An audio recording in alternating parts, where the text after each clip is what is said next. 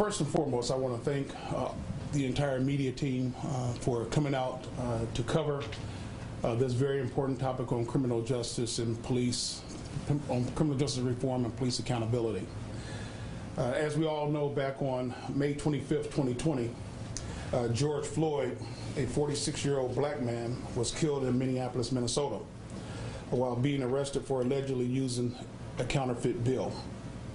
During that arrest, former Minneapolis police officer Derek Chauvin kneeled on Floyd's neck for about 8 minutes and 46 seconds after he was already handcuffed and lying face down.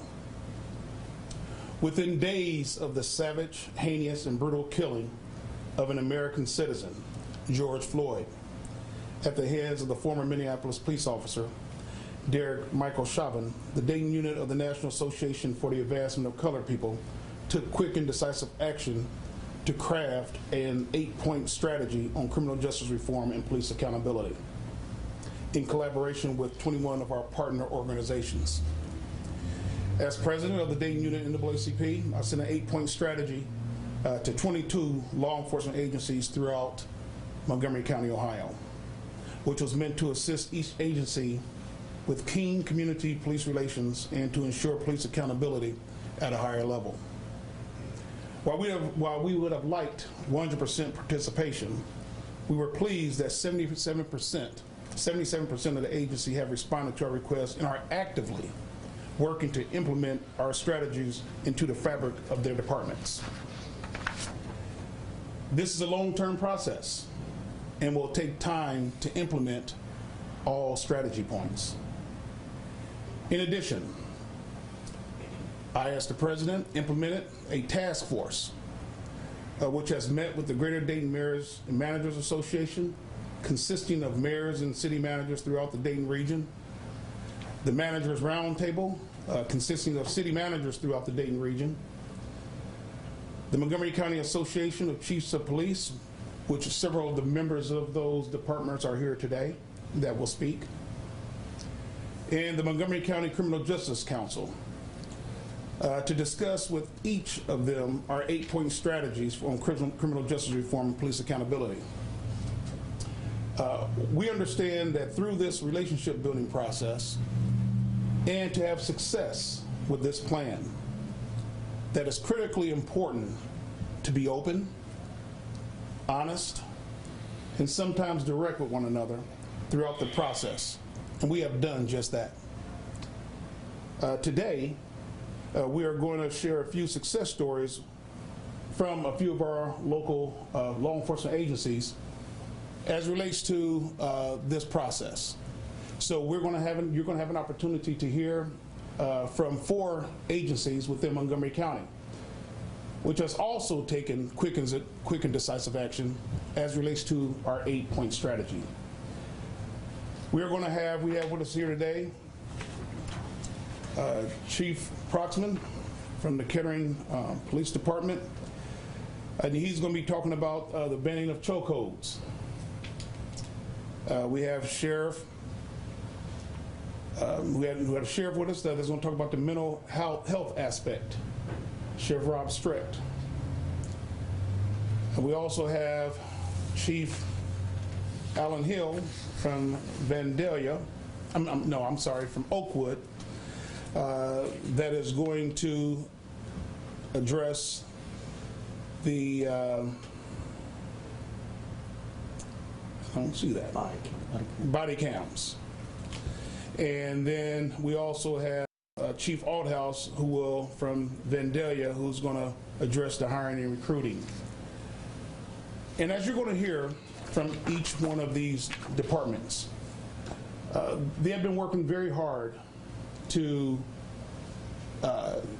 implement some of these strategies. We have been in meetings after meetings, and it's been engaging and it's been very rewarding. And I believe, as each one of you all are going to hear for yourselves, that as this process takes form, that we are going to be able to set a model for not only our county, but also for the state of Ohio. And hopefully someone throughout the the 52 states of these United States of America will pick up on it, and maybe we could set a model for the nation of how civil rights organizations, social organizations can work with law enforcement to get things done when you actually build relationships. There hasn't been a lot of easy conversations, to say the least, but it's been rewarding and engaging conversations. It's because we're having an opportunity to listen at one another. So with that, I want to turn it to Chief Proxman from the Kettering Police Department to address the banning of chokeholds. Chief Proxman.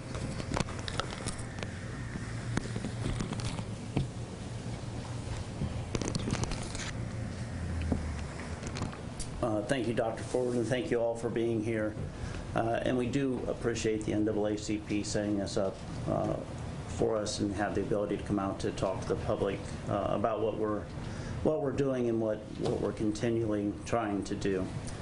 On May 25th, after George Floyd died, two of the issues that the public had concerns about regarding police policies were chokeholds and the duty to intervene for officers to intervene when others were doing something inappropriate. The Kettering Police Department continuously evaluates our policies to make sure we are giving the best service to the public. It's also a requirement for us through CALEA that we do that so we can keep our accreditation. When incidents like the one in Minneapolis occur, we go back and look at specific policies that have to do with those situations. And for this one, we went back and looked at our use of force policy, particularly the chokeholds. And although the Kettering Police Department has never had chokeholds in their use of force continuum, and in 2015 we did send out a training memo letting our officers know that these were banned unless it was a deadly force situation. We still thought it was important that we place that in our policy, and that's what we did earlier this year. We also looked at the duty to intervene. Now I'm 100% confident that if our officers saw someone committing a criminal act, or if they became aware of in any way of any wrongdoing or someone being mistreated, that they would intervene. But for the sake of clarity and to make it very clear to the public of what is expected for members of the police department, we added that to our policies as well. We'll continue to evaluate our policies, and when things happen either internally or externally across the country, we'll evaluate how we are doing business to see if there are changes that need to be made. We'll also continue to strive to have strong relationships with our community partners. It's very important that we have those relationships and we hear from them what is needed and how we can work together to best serve those, to serve our communities. It's a very important aspect of community-oriented policing, and it's one that we will continue to practice. Thanks, sir. Thank you, Chief. So as you just heard, the Kettering Police Department reinforced their policy on the ban of chokeholds. And a lot of this is, once again, direct conversations and communications between civil rights, human rights, social rights, and the police department. And so we will continue to, probably once a quarter, to update the media, the general public, on each police department and what they're doing to work towards implementing this full strategy, 8-point strategy of the Dayton Unit NAACP. So at this time, we're going to hear from Chief Althouse from Vandalia to talk about what his department has done regarding hiring and recruiting. Well, thank you, Dr. Ford, and it is a privilege and honor to be here along with my esteemed colleagues from law enforcement, to be here with the Dayton chapter of the NAACP. The last several months have obviously been have proven to be a challenging time in our profession. And one of the things that we are looking at doing is hiring and recruiting candidates from all different backgrounds, not just from a singular source.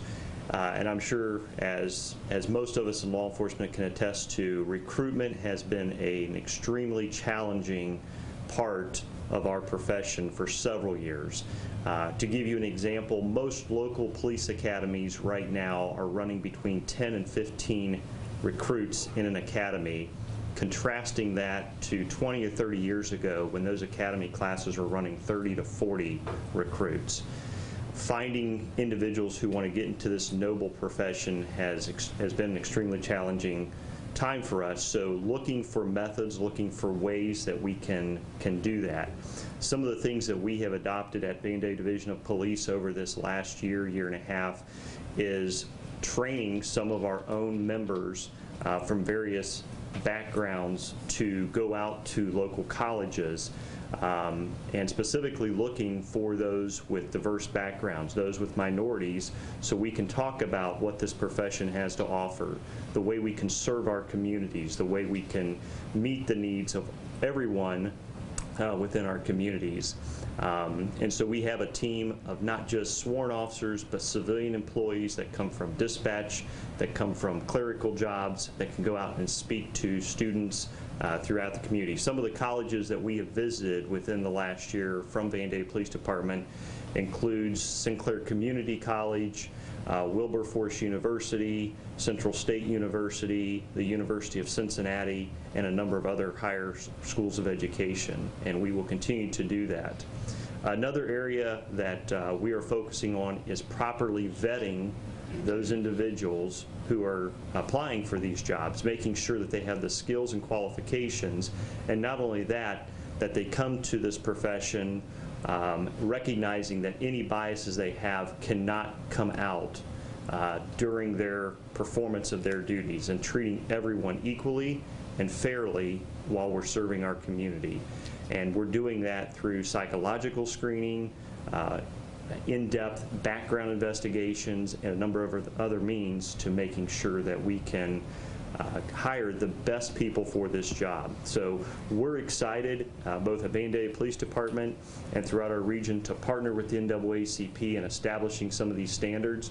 I know we're looking at partnering in perhaps pushing for legislation statewide that will help us improve the quality of candidates that we get for this job, and looking at partnering when it comes to recruitment fairs, job fairs, to find more minorities to get into this noble profession and serve their communities. Thank you. Thank you, Chief Aldels. And we're going to hear from the Sheriff, Rob Streck, here shortly, so if you can help us out with that. But I just want to kind of go over a couple of items. And when you look at the ban of chokeholds, this task force that we implemented, we kind of sectioned it off to each person who has a particular area of expertise. So in other words, regarding chokeholds and knee holds, the task force is comprised of myself, Attorney Branford Brown, Dayton Unit NAACP Community Coordination Chair Maddie White, Dayton Unit NAACP Criminal Justice Chair Reverend Dr. David Fox, and Attorney Jared Grandy. So what we divvy up this 8-point strategy is that from chokeholds to knee holds, myself and Jared Grandy actually kind of spearheaded that particular initiative. When we look at recruitment, from a recruitment standpoint that you just heard from Chief Aldels, that number 7 is Maddie White and Branford Brown. So they're working with law enforcement officers on those aspects. So now we're going to hear from Sheriff Streck to talk about what the Sheriff's Department has done regarding mental health. So yeah, let me start off by, like everyone else, thanking President Forward and everyone at the Dayton Unit of the NAACP. I also want to thank Chief Protzman.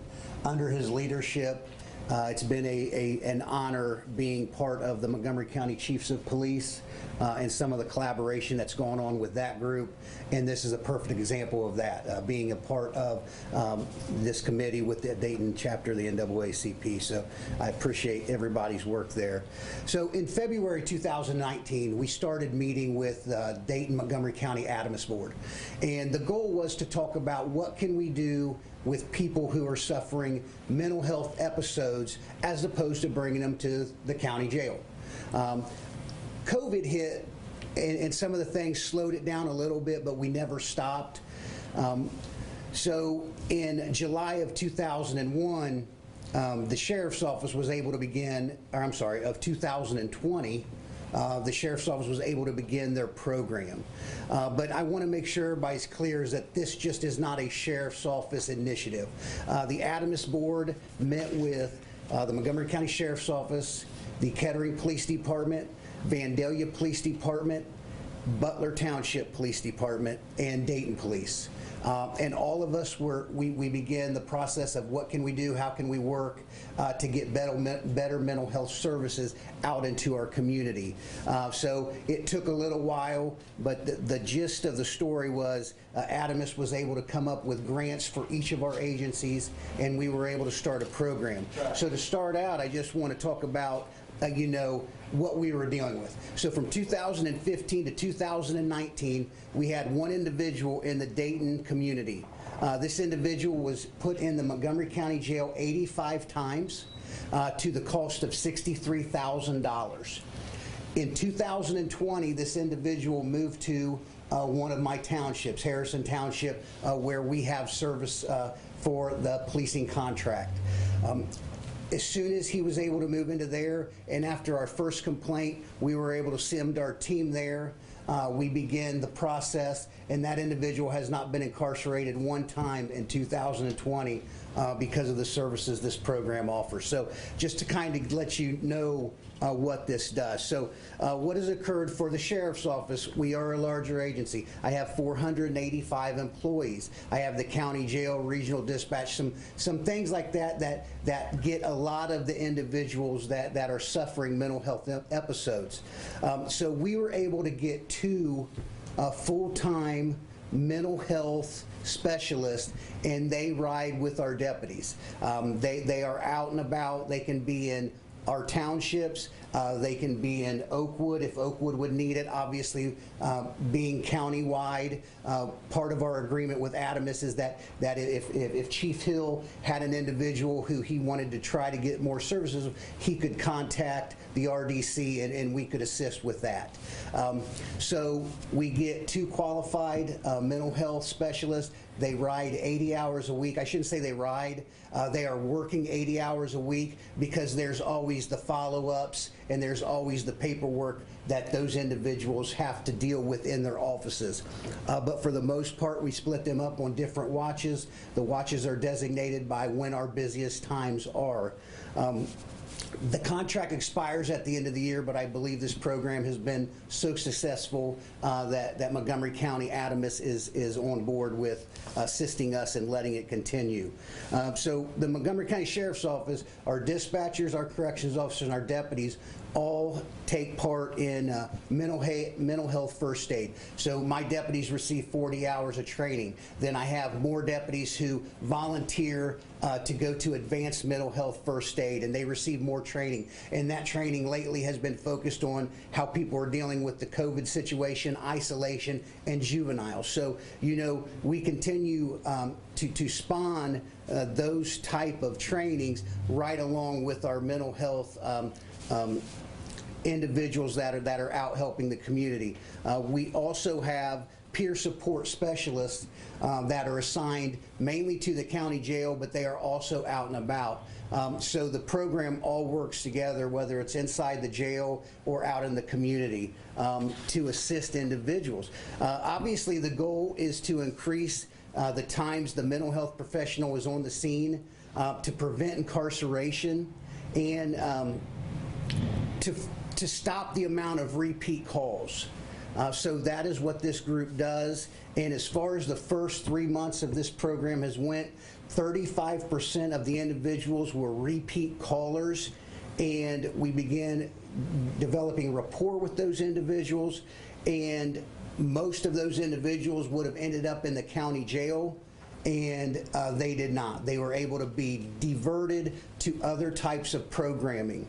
14% of those individuals were hospitalized on a longer-term basis to receive care, and then 31% were able to be re-engaged because at one point they had been engaged with mental health assistance in the community, but they had gotten away for it. The 31% were able to be put back in that and now introduced again, and hopefully that helps begin. But obviously the benefits is to support law enforcement, give us the tools, and then it's cost savings to the community. But in reality, the real benefit is people who should not be going into that county jail are not going into the county jail. So that's the main benefit. And like I said, there are 3 of us sitting up here that are a part of this program. I don't know if anybody has anything but positive thoughts to say about it. You know, it's not replacing deputy sheriffs with social workers like we get questioned about. What it does is it puts a trained law enforcement officer with a trained mental health individual to go in and actually assist people in need. So thank you, President Ford, for letting me speak on that. Appreciate it. Thank you, Sheriff Strick. And yeah, I think that's a very awesome program that was implemented this year, and you know, a lot of people didn't even know about that program. And once again, it's through conversations. You know, it's through discussing how we can make our community better.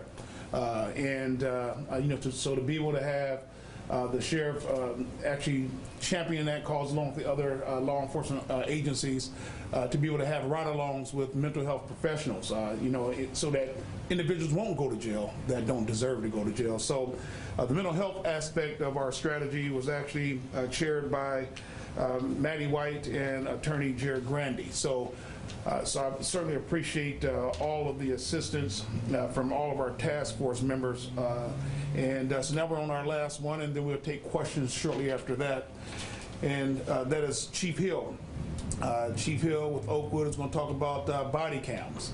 And body cams was one that was near and dear to my heart. So what I was able to do is, you know, when we look at body cams, we look at a couple different situations. And those situations that we looked at was dealing with Kylan English. To be very frank and blunt, Kylan English, someone who was in custody of law enforcement right here in our city, and the individual fell to his death in the police, you know, somehow got out of the vehicle, bust through a window allegedly, and fell to his death. You know, so we kind of thought about that. What way could, you know, so when something happens, what people try to do is you try to put solutions in place so it doesn't happen again. So, so in this particular instance, there was no camera facing backwards. So what we are challenging our law enforcement agencies to do is to ensure that there's accountability from footage forward, accountability footage in the back, and also wearing body cams. So what could have happened in that particular case is that if there was footage going towards the back, then everyone, the world, could have saw exactly what took place. But since there was not, you know, then everybody speculates what actually happened, and the only word you can take is the word of the police officer at that point in time. So with that, let's turn over to Chief Hill. Dr. Ford, I appreciate it. Thank you, everybody, for being here today. I think before I begin, I just want to thank you and your team that's standing behind us here for the conversations and the dialogue we've had over the past several months. Although we're sitting here today in front of you guys for the first time, for the last several months we've had multiple meetings, and we've had great conversation on these 8 points and a variety of other things. So for everybody who's involved in that, thank you very much. I think after the incident, the horrific incident up in Minnesota in May, I think every agency looked you know, at what they were doing with regards to if there were opportunities to improve whether that's technology, whether that's training, whether it's implementing new policies and procedures. And one of the things in the city of Oakwood that we identified is in-car and body-worn cameras.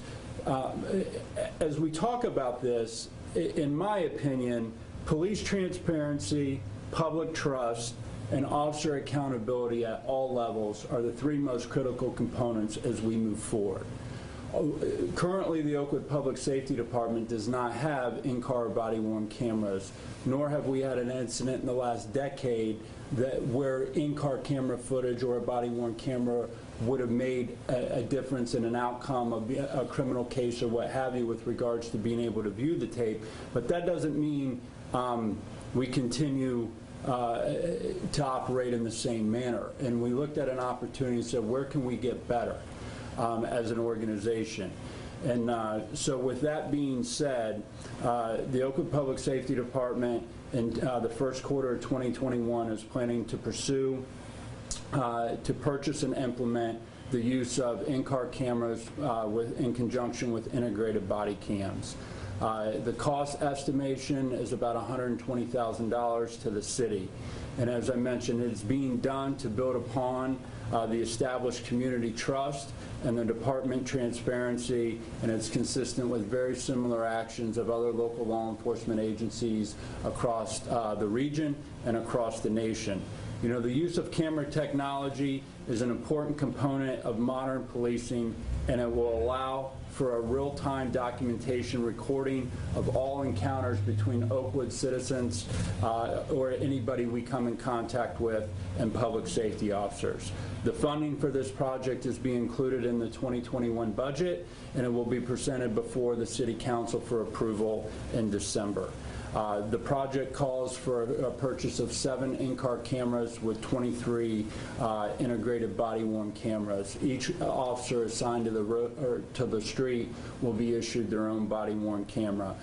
The City of Oakwood and the Oakwood Public Safety Department is committed to providing superior police, fire, and emergency medical services, and the purchase of this technology is another example of that. The implementation of this technology will allow for our department to further strengthen its partnership with the community that we are committed to serving. The goal is within the first 90 days of 2021, this technology will be installed and operational within the city. Dr. Ford, thank you for allowing me to speak on that. Thank you, Chief Hill. So with that, as you can hear, and there's more to come, like I said. So once a quarter, we are going to provide updates, and we're going to make it be a situation whereas each one of these 8-point strategies, where are we at? You know, and we understand that each law enforcement agency is on a different level on the continuum. And that's why we have a document where we're actually looking at, well, where is this law enforcement agency at? Where is this one at on the continuum? And what we're doing is we're constantly working with the law enforcement agencies, talking through these discussions. And so each quarter, we hope to provide you with some more updates as relates to what other law enforcement agencies are doing or have implemented since we have crafted our 8-point plan. So with that, we're open to questions. President Ford, I feel obligated to ask you this for a friendly reminder for the general public to let them understand and know what the NAACP stands for. Yeah, so the NAACP stands for the National Association for the Advancement of Colored People. And how I like to explain it to everyone is that when you look at a crayon box, and all of our kids, and even us as adults now, had a crayon box at some point in time in our life. And that crayon box is made up of a multiplicity of colors. Those crayons are made up, so are the American people. The American people are made up of different colors. And that's what makes our nation great, and that's what makes our nation thrive, because we're all different. The NAACP, in fact, was founded by, I mean, if you think about the 5 people at this table, that's the foundership of the NAACP. So I always like to educate people that, so thanks for that question, because the NAACP was actually founded by more Caucasians than African Americans. But it was a lady by the name of Mary White Ovington a white lady with blue eyes who said that she was tired of seeing what was happening to people of a darker shade than her. She was tired of seeing African Americans being lynched in trees. There's a man named W.E.B. Du Bois. Everybody knows that name. African American man. He led the Negro National Committee. That committee was in effect from about 1904 to 1908. And that was an all African American organization trying to get civil rights for African Americans, educational opportunities, economic development and sustainability, all the different things, basically to be able to live the American dream. But somewhere along the path of 08 and 09, his path crossed with Mary White Ovington in New York City, New York, and he was like, so Mary White Ovington was like, well, I'm tired of seeing you as an African-American male. I'm tired of seeing images, dark images of people of color being hung. So why don't we merge our organizations and call it the body known as now the National Association for the Advancement of Colored People, or in short, NAACP. So that's how the NAACP was actually formed.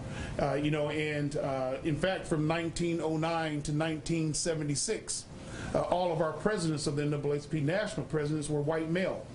The reason why a lot of people don't know that is because, number one, they don't really study the history of the NAACP, and then number two, we had a position called executive director.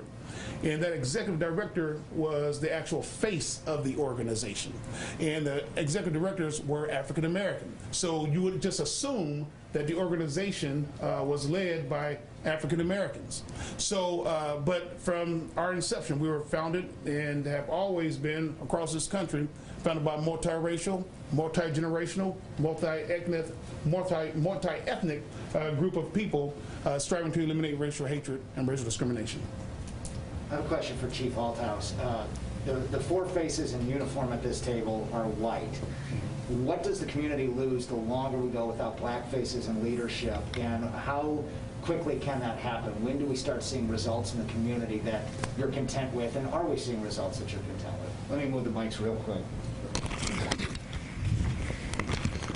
Thank you.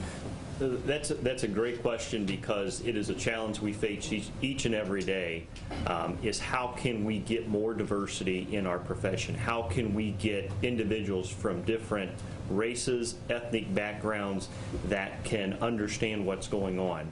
And I think there's a number of things that we can do in law enforcement. Number one is reaching out to various organizations, one of those being the NAACP, and partnering with them to go into the various communities that we serve and explain to the young people. And a lot of this is starting at an earlier age, not waiting till the person's 20, 21, 25 years old, where perhaps they've already made up their career decision, but getting to them in perhaps elementary school, junior high, and high schools, telling them about this profession of a way that you can serve your community, a way that you can give back to your community, and reaching out to them and partnering. And there are some youth programs out there. One program that I failed to mention earlier is we have an Explorer program that we started about 2 years ago at Vandalia Division of Police.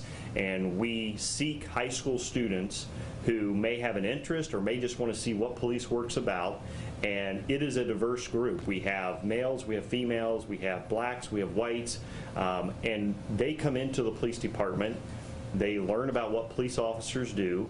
They experiment some of the basic training that police officers go through, and our goal there is to try to inspire them to perhaps consider the policing profession to serve their community. So that's one example of a program we've implemented here over the last couple of years, and we're certainly looking at other opportunities where we can partner with various organizations to increase the number of minorities and to have diversity within our police departments. Thank you. And well, I kind of want to hit off that subject as well, but are you going to say something about that particular subject? I was just another question for him, but go ahead. Okay, so I want to say that there's been many police departments throughout our county that even before the George Floyd situation, we have a jobs board, where they actually send us job postings. And so individuals who come down our office and are looking for employment are able to see some of those job postings from our local law enforcement agencies. So this has been going on even before the George Floyd assassination. But I want to say something about law enforcement, and that is, I know it's a great profession, and I would highly encourage more minority participation on our local police departments. While I know that even with some of our current existing and or now retired African Americans who have served honorably, some local law enforcement agencies within our county, they have come to our office, talking about issues within the department itself. But at the end of the day, it's a great profession. And I know that because my father was a police officer.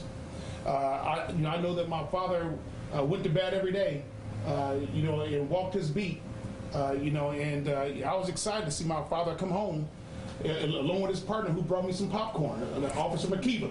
I'll never forget his name. Officer McKeever brought popcorn to me every time he dropped my father off. So I know it's an honorable and noble profession, and we need to get more people of color actively engaged and involved with our police department, because one thing for sure is that if we want to diversify the police department, I want to say it's a two-way street. Don't just look for the law enforcement agencies to recruit, because they are trying to recruit. But we also got to take accountability ourselves to want to be in those roles as well. Oh, my question for you, so you kind of touched on, when you're doing the recruiting, having to do more like mental kind of background checks and things like that. Obviously, when police, for a long time, they've had to do like polygraph tests, things like that. What are you doing, I guess, to specifically increase that, or what are departments doing to do more mental health background checks before hiring? Well, there's a number of steps. Obviously, you mentioned several of those. Psychological screening. So what I can address is specifically what we do at Van Day Division of Police. So we actually have an agreement with an outside psychological assessment center. It's based in Columbus. And we send our candidates there once they make it through the process. We send our candidates there. They go through a psychological testing process. They go through an interview with a psychologist. And based on a number of responses, we determine are they mentally and psychologically fit for this job. Now, if things come out that perhaps there's some mental health issues, perhaps there's extreme bias or anything like that that could hinder them in the performance of their duties, then that may be a disqualifying incident that they would not proceed in that process. And I know there's a number of organizations, I know a number of other departments that also use that psychological screening, as well as the truth verification, the background investigation, and those kind of tools. As I think about still on the police, being police officers, we also have people within our department. I mean, Sheriff Deputy, well, the late Sheriff Deputy Dodo Dixon, who served honorably with NAACP for many years, until the Lord called him home. Served on the Montgomery County Sheriff's Department for many years into his retirement. We have our Criminal Justice Committee Chair, who actually was ascended to the Chief of Police for the Wilberforce Police Department. So there are people, so when somebody tries to say that we can't ascend up to certain levels, I would say that you can. Keep the faith, keep trusting in the Lord, because I'm a religious person. But we can ascend up into those higher offices, as evidenced, like I said, by former Wilberforce University Police Chief who serves currently with us right now, Reverend Dr. David Fox. So there are people out there that, as long as you continue to do the work, get the work done, to continue to pursue your dreams, then you will achieve greatness at the end of the day. President Ford, I think I would be, again, remorse if I didn't ask this question, but isn't it a two-way street with all the different departments that are represented here today, that the public should have an expectation for the police departments as well when it comes to how do you approach a police officer if questioned or if stopped? Yes. So on our website at naacpdayton.org, naacpdayton.org, if you go to our website and you go to NAACP resources, you will be able to find a pamphlet that says the 411 on the 50. And that pamphlet will give you clear direction on how to act when you're stopped by police in a car, on the street, in your homes. So it gives you clear direction, on how to proceed and act in those particular situations. I believe there's another one too. I know it's in your home and you're on the street and in your car, but it seems like there's another one as well. But I would encourage people to go out there on our website and take a look at that. Print that pamphlet off. Keep that inside your car. Share it with other people because I think it can be a good tool to use in your interaction with law enforcement. I know we get a lot of people that come to our office and file complaints. We get plenty of complaints at our office regarding police engagement and you're basically engaging with police officers. Sometimes citizens have some good complaints, but thank God for Reverend Fox that he understands both sides of the coin. That he's able to go and meet with one of the chiefs of police or meet with the sheriff and say, hey, look, we have a problem here, and this needs to be addressed very swiftly. Or he could tell the citizen, hey, maybe you should have done this a different way. So when I look at the team that we have in place, so we have people who are, who are not only activists, but who actually who are very professional in their own right. But that's really not the word I want to use. But next question. I have one last quick question for Sheriff Strack here as I move the microphones, pardon me, for photographers. This sounds like a wild success, and I hadn't heard of it yet. If the program started in July, I don't know if it had been announced before, but this is the first I'm hearing of it. It sounds like everything is great so far. Are you looking to expand that? I know you said at the end of the year you're looking to renew it, but is this taking care of the issues adequately right now, or is this something that could grow even further? So this is a new program. So all of us, and like I said, Kettering and Vandalia are also part of this, in Butler Township and Dayton. I think all of us who have actually started the program are happy with it. I would love to get up here and say, okay, everybody contact your representatives and your this and that, and let's get support for this. So far, we have seen a very good success with this program. We meet every couple of weeks with all of the partners involved and go over the statistics and what's going on and things like that. I will say one of the biggest challenges to this program is what happens when we get there. We have somebody going through a mental breakdown. We have a trained mental health person on that gets them calmed down. Here's what we need to do. The biggest problem is, what do we do with them now? We are not overflowing with services in our region. So that is some of the things that need to be worked out. But I will say, so far, this has been a very good program, and we are very happy with it.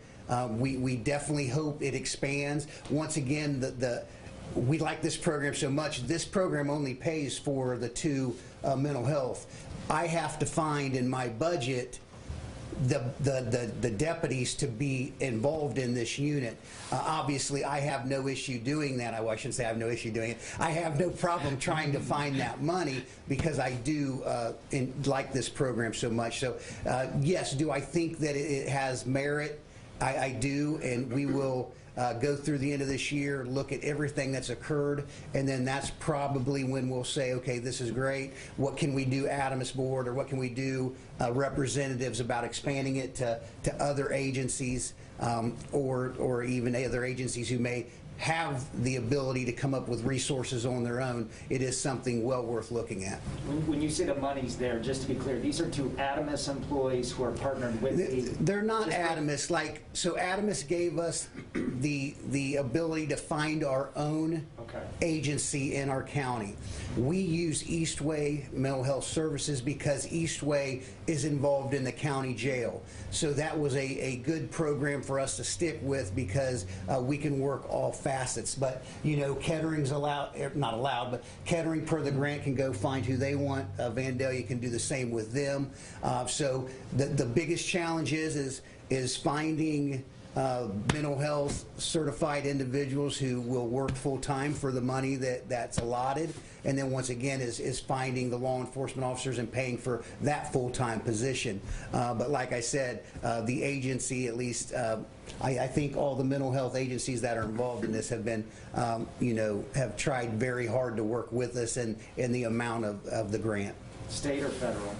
This is, I believe it's state. It's through Montgomery County, Adamus, and I believe it's all state money, but I'm not 100% sure. But I've never heard anything with federal being involved in it. Understood. Appreciate the answer. Thank you. Sheriff, real fast, is there a proper name for that program? Did I miss it? There's not really a proper name. We refer to it as our crisis intervention team, because once again we have the deputies out on the street. I have peer supporters in the jail, and then I have other people in dispatch in some other areas. So we just call it our crisis intervention team. Sure. Is Adamus, is that an acronym or is that the name? Yeah, Adamus is, oh gosh, they're going to kill me. The Ohio, or I'm sorry, the Alcohol. Drug and Mental Health Service. Yeah, there you go. Please edit that out. Yeah, so getting down to conclusion,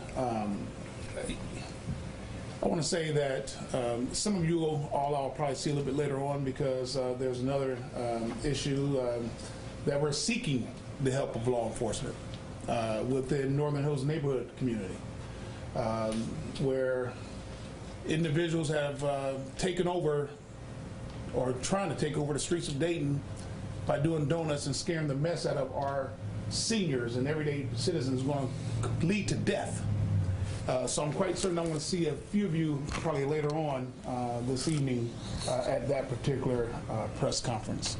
But I want to be able to thank publicly Chief Proxman, for assembling the subcommittee. Yes, we met as a large body of people with a lot of the chiefs of police across the county, but then Chief Proxman exercised leadership and put together like a subcommittee of that group. And we've been meeting, like I said, been having some good conversations, and I also want to take this opportunity to thank the task force, Maddie White, Attorney Brentford Brown, Attorney Jared Grandy, Reverend Fox, for lending their area of expertise, in their judgment and their decision making, walking through this particular process. And all the members of the subcommittee, I call it the Montgomery County Association of Chiefs of Police Subcommittee, so it's been a pleasure working with everyone. And hopefully we'll see you another quarter from now to provide another update. Like I said, it's going to be a long haul. Some of it's going to take, some of these 8-point strategies is going to take legislation to deal with. Some of it's going to take capital dollars to deal with, whether or not it's trying to go after grants or to get money. But our 21 partner organizations was very firm at these 8-point strategy, this 8-point strategy we put together. So we're going to continue to work towards it, and hopefully quarterly you will get an update, and it'll all be positive. So with that, thank you, everybody.